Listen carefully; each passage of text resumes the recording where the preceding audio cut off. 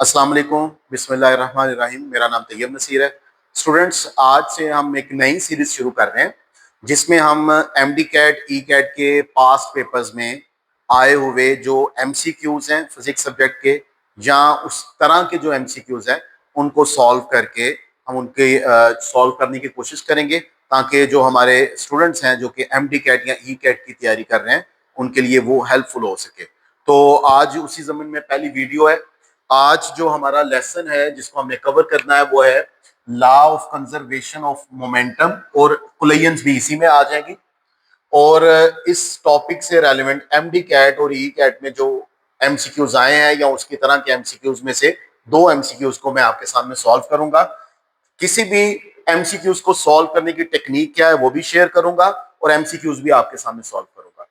जरा पहला देखिए, क्वेश्चन है a projectile of mass m moving with horizontal velocity hits and remains embedded in a stationary target of mass m. Derive the relation for the final velocity of the combined system. सबसे पहले आपने क्या करना है, आपने statement को बहुत अच्छे तरीके से आराम से पढ़ना है और जो इंपॉर्टेंट इंफॉर्मेशन आपको लगे उसको अंडरलाइन कर दीजिए। A projectile of mass m moving with horizontal velocity hits and remains embedded in a stationary target, point to be noted, stationary target of mass m. ये mass capital M है, projectile का mass उसने small m लिया है और जो target है उसका mass उसने कैपिटल M लिया है। चाह क्या रहे हमसे, drive the relation for final velocity, final velocity का रिलेशन निकालना है of the combined system. This is important, combined system है। कंबाइंड सिस्टम क्यों है? क्योंकि ये प्रोजेक्टाइल जब टारगेट को हिट किया है तो हिट करने के बाद उसके अंदर इंबेडेड हो गया, तो इस वजह से सिस्टम कंबाइन हो गया और इस कंबाइंड सिस्टम की आपने फाइनल वेलोसिटी कैलकुलेट करनी है। तो ये आपकी इंफॉर्मेशन। अब इसको सॉल्व कैसे करना है? According to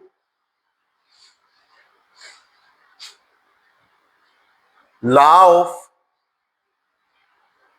conservation of momentum.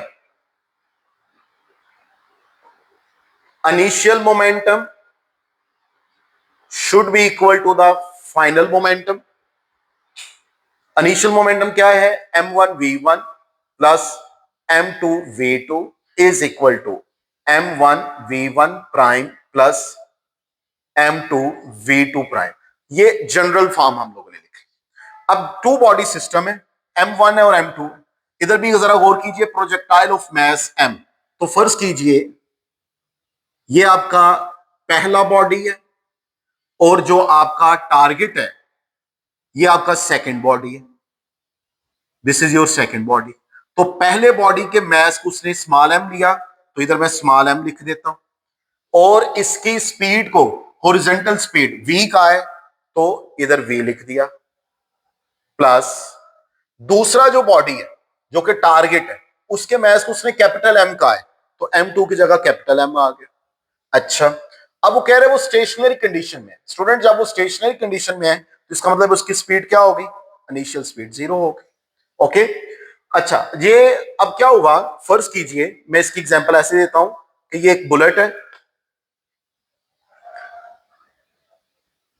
ये बुलेट इधर टारगेट को आके हिट की, इस बुलेट का मास स्मॉल m, इसका कैपिटल M, ठीक है। ये इसको, ये स्पीड v से मूव कर रही है और इसको आके हिट की और इसके अंदर आके इंबेडेड हो गई।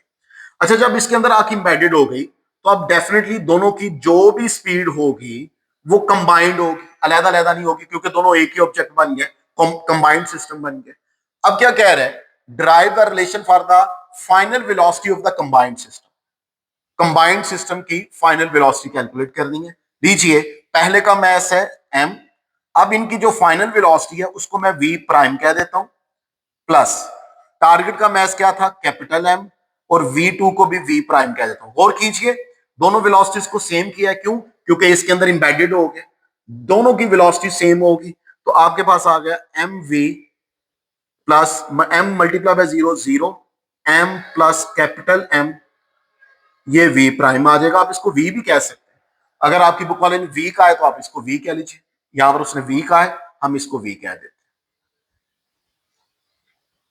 तो आपके पास v आ जाएगा M V over small M plus capital M. लीजिए ये आपके पास रिलेशन आ गया, आपको गिवन एमसीक्यूज में ये ऑप्शन नजर आएगा, आप इस ऑप्शन को टिक कर लेंगे। इसी तरह आप सेकंड एमसीक्यूज पर आइए, उसी टेक्निक से हम इसको भी सॉल्व करने की कोशिश करेंगे।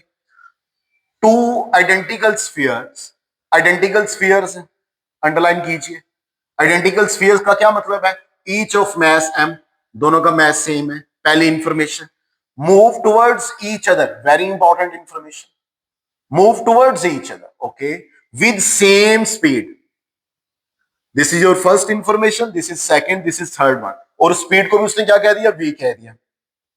Calculate the final momentum, fourth information, ये उसको चाहिए, of the system following properly head on collision. Okay, अब इसको सॉल्व करते हैं। देखिएगा interesting, two identical spheres.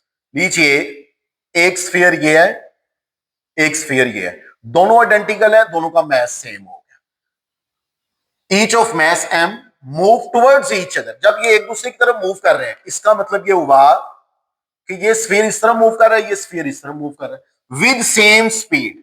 Speed same है, मैग्नीट्यूड सेम है, स्पीड लिखा तो मैग्नीट्यूड सेम है, लेकिन एक दूसरे के ऑपोजिट डायरेक्शन में जा रहे हैं, ऐसे जा रहे हैं towards each other in this way.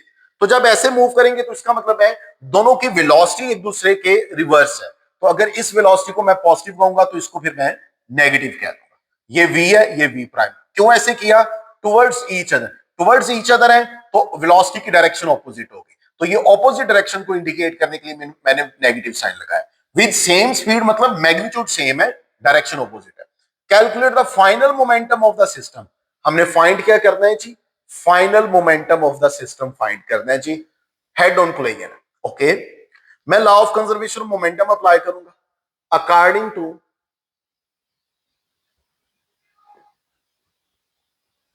Law of